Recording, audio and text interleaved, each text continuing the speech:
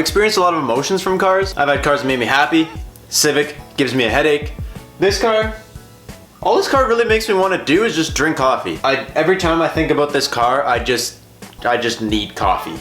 And that's a very random thing, but it must be an EJ thing, I guess. Anyways, welcome back to the channel, guys. Hope you guys are having a great day. Today, I'm hoping to have a great day as well. This is hopefully the last thing we have to do on the Subaru. I want to get it running. I actually found out some good news. The bolt pattern on this car is 5x100, which isn't great news in the grand scheme of things because that's a stupid bolt pattern, but the BRZ is also 5x100. So, that's all I gotta say really.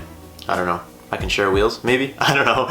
But it's cool to have two cars with the same bolt pattern. Whatever, that doesn't matter right now. Anyways, last night we got this in, we got this hoist off, thank God. We got everything in the car. For those of you that didn't watch till the end of yesterday's video, this is what we're dealing with. We have the block is everything's in, it's bolted, the bell housing's bolted. Basically, remember the first teardown day, the first day I did teardown on this? That's what we're doing today in reverse order. I'm just gonna connect everything, then I gotta do oil, I gotta do coolant. Mainly, I hope it drives. Because if we did, I swear, if we did all of this and it doesn't work or it doesn't drive, I'm just driving it right into a lake. Or, well, I guess if it doesn't drive, I'm not driving it. I will push this into a lake if it doesn't drive. So, let me finish this coffee, then we'll get to it.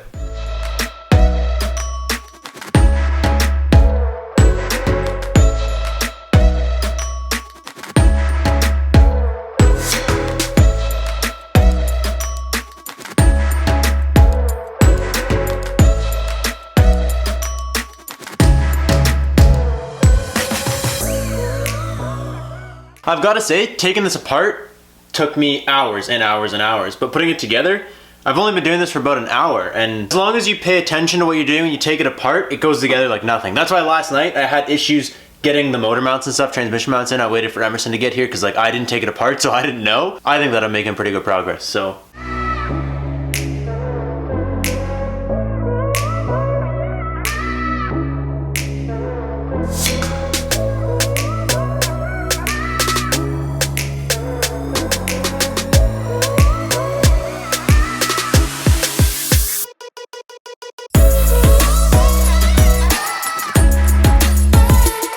Everything's basically back together. All that's left to do now, I have to put the headers on because the headers are still on the floor, coolant, overflow, and then basically just fluids. So like, this car is gonna go today. I do not care. I'm gonna slap the headers on. It sucked. I let the camera battery get too low without having the other one charged enough. So I'm gonna put the headers on. I'll catch you guys in a second.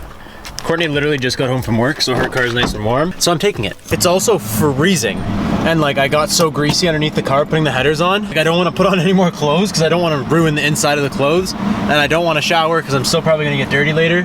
So I'm just like freezing my ass off in a t-shirt instead.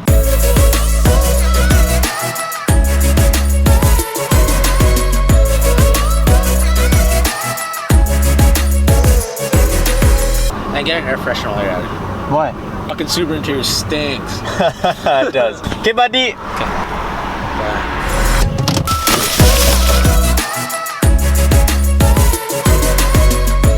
I'm curious if any of you guys are running the Raceland coilovers because we put those on Courtney's car a couple months ago now and she's had them, they've been fine, they've given no issues, but ever since it got cold, they squeak non-stop. Like any little bump, any little like hard turn, anything you do, those coils squeak in and out of every parking lot. It's kind of annoying. I'm curious if it's like just ours or if you guys have that experience as well. Okay, EJ25s get this teensy tiny little baby filter.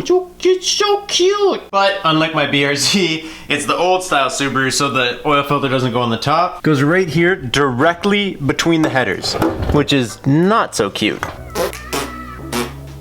And now we just skip till Emerson gets here.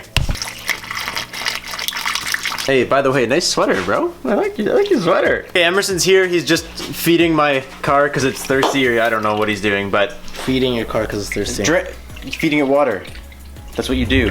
You feed things water. How else do you ingest water? Like you don't say, I'm drinking my car water. You say you're feeding your car water, dumbass. Anyways, I think, like I said earlier, I think all we have left to do is just the coolant and then bleed the clutch, and that should be it. It should run. I know it'll start. My main concern is that like we put everything back together properly and it runs and we could drive it around, but sure you know what you're doing. More water.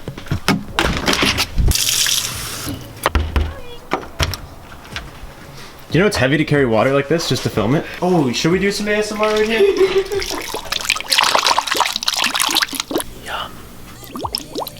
So now what? We just run it and let it keep bubbling?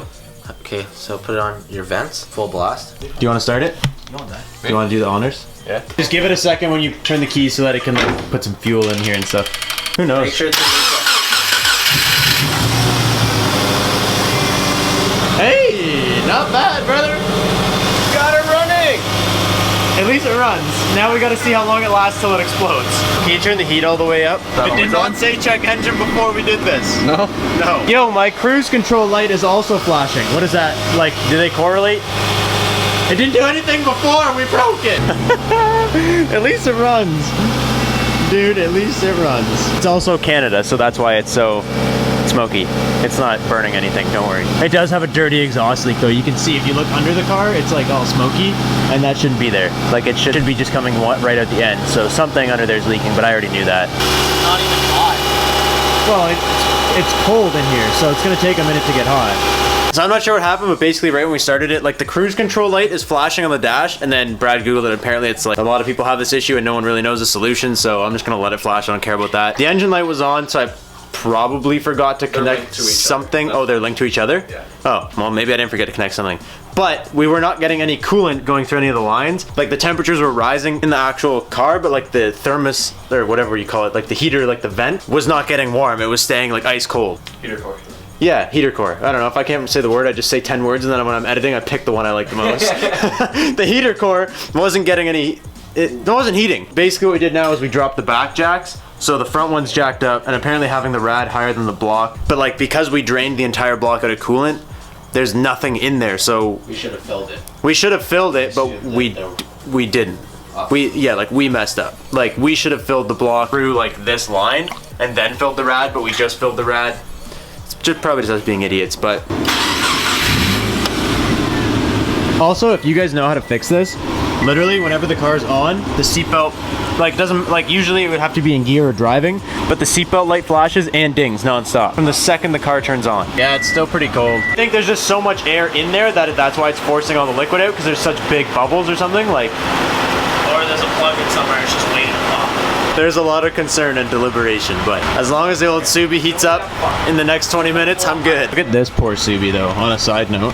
Well, everybody's in there working on my cars. Look at all the ice on the poor Subi. Emerson's saying there's like a plug somewhere, like just a big ass bubble that's plugged somewhere so bad that it's not, it just doesn't want to come out, it doesn't want to pop, like it doesn't want to get out of the way of the rest of the coolant. How many Red Bulls are you drinking tonight, dude? 3.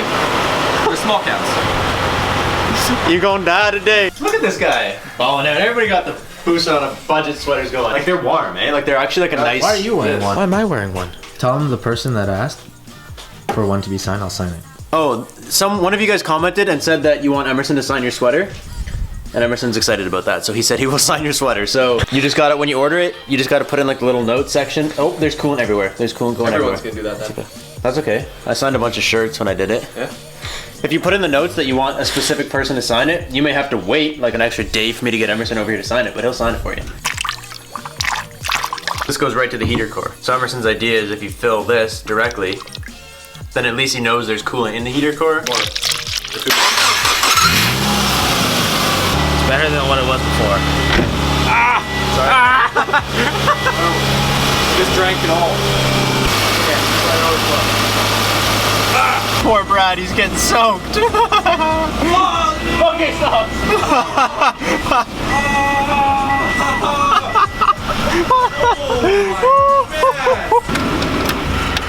Is that bad to breathe in? Because I know it's bad to drink. That's good, dude. As soon as we turn it off right now, you could hear it just going. So that's probably a good thing. Right now, it seems to be sucking all the coolant that Emerson's pouring in though, which is a good thing. Thank you for your sacrifice. It is much appreciated.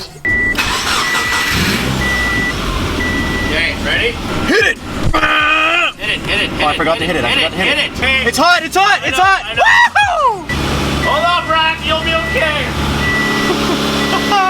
Yo, it's hot! 25, let's go! See, and this took us over half an hour of like bleeding the system. And it's again one of those things where people would just give up after 5 minutes and say something's wrong. Literally, you just have to know something will fix itself and stay committed to it. It narrows down to like the simplest things. It sounds lame, but like we stayed committed to getting this done. And now it's blowing hot ass air. Oh! Yeah, dude, it's good. We've successfully smoked out the entire neighborhood. It's great stuff. Literally, just because all the coolant overflowed, like when we were having issues, it overflowed onto all this. You guys couldn't see it in the video because it doesn't pick it up that well. Like even right now, this looks like nothing. But like, it was steaming the whole time. But hey, at least it runs. Okay, I'm gonna take Bertha off the front jacks, so at least it's all the way down. Emerson thinks it should sit. I don't know what manual he read that said this, but he said it should sit, like, because we just did all the work, whatever, it heated up, let it go through like a cycle. Is that what you're thinking? Like let it go through like a heat cycle before we drive it? I'm gonna take it off the jacks and then leave it. Okay, unfortunately, I'm not gonna drive this thing around today. My car hasn't started in like a week and it's got ice all over it, and if I cold start it right now, like late at night, my neighbors are not gonna be the biggest fans of me. So it runs though, it runs, and we got the heat to come out and everything's good, which is awesome. Like it's just like a good feeling that we like did it and it works, because the way my life goes, I was expecting it not to work and have more problems. So that's good. Tomorrow what I want to do is take this thing for a drive. When I started this whole project, I literally took it in to take off the trailer hitch, and then it turned into this. I jacked it up and I was like, oh, it's staying right here, like we're doing this right now. I'm gonna show you guys how to do this. Didn't go fast, cost me about 400 bucks, but we did it in under a week.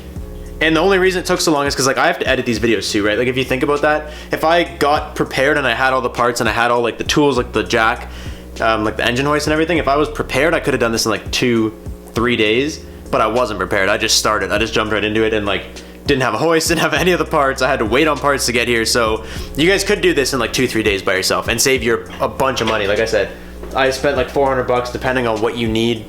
You can spend more, you can spend less, but it's still like 2,500 to take it to a dealership and just get the head gaskets done. Anything on top of the head gaskets costs you more. Like that guy said, it probably would have cost me about $3 grand if I went to a dealer. So, and I'm stoked because everybody in my house right now is wearing Committed Crew sweaters, so we gotta go get a photo of everybody in the new Committed sweater. That's it, that's where I'm gonna wrap up this video. I'll catch you guys tomorrow. I hope you guys are excited to take this thing for a drive with me, because all I did was drive it home and I don't even know anything about it really. So the boring part of the Subaru build is over. Now we get to start having fun with it. So I hope you guys are hyped for that. So thank you guys so much for watching. I will catch you guys tomorrow. Peace out and stay committed.